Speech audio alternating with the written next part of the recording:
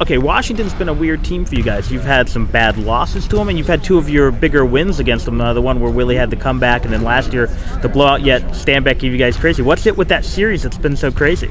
Man, you know those guys, even from way back then when they weren't as good, those guys just fight, man.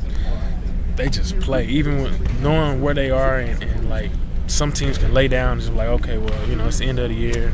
Because we played those Washington teams, I think, towards the end, if I'm not mistaken. Yeah, it's always been the second half. Yeah, and it's kind of like, well, it's over anyway. No chance for any kind of bowl game. Those guys come in and they just play hard.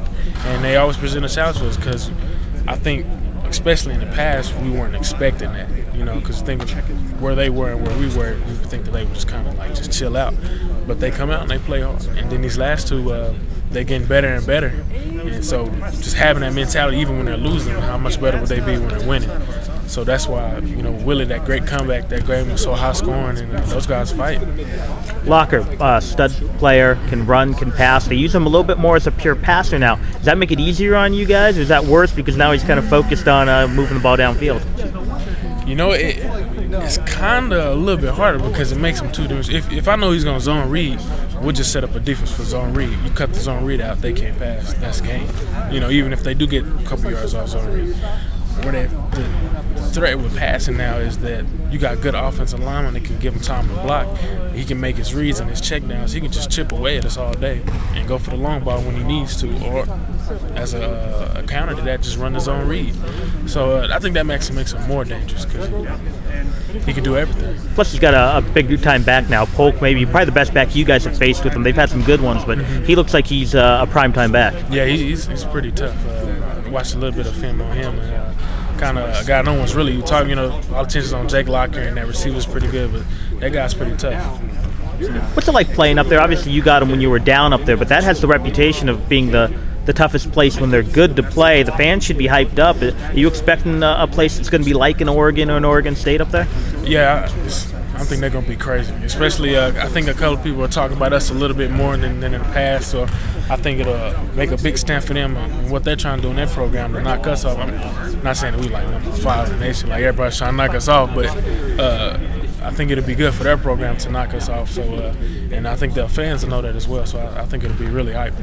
How important was that win at Oregon State? That was really the first win you guys have had, maybe since that Washington one where things went against you guys and you didn't let them. I mean, you had the injuries and then more injuries, and then you had the 2 bad calls, and then you throw in the onside kick. A couple years ago, you would have let that one get away. Even last year, that was very similar to the game. You know, Oregon State beat you guys, and this year you won. What's the difference between this team now?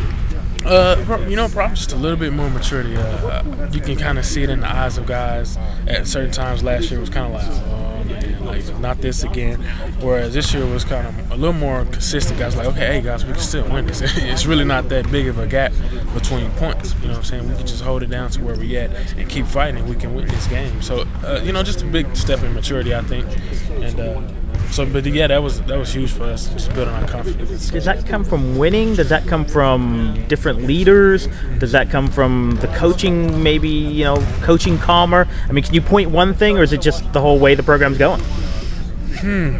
You know, it's really a combination of a lot of things because, you know, the coaches, the intensity hasn't changed, but the method in doing it, you know, has changed over time. You know, you trust more players, and coaches are more lenient. Leaders are a lot better now. You know, just winning that bowl game was huge for us. Confidence, just letting us as a team know that we can do this. So it's really a combination of all 3.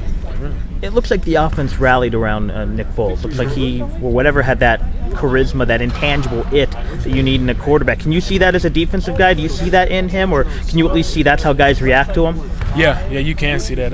Just when he got in the game, just how he was just pointing guys off and just really making sure and checking down on his throws, and guys really setting themselves out to block for him and try and make good passes. So you can really see guys, you know, moving around and like, okay, this guy's pretty good. You know, if we do our job, we can be pretty good as an offense. Thank you. Make our team.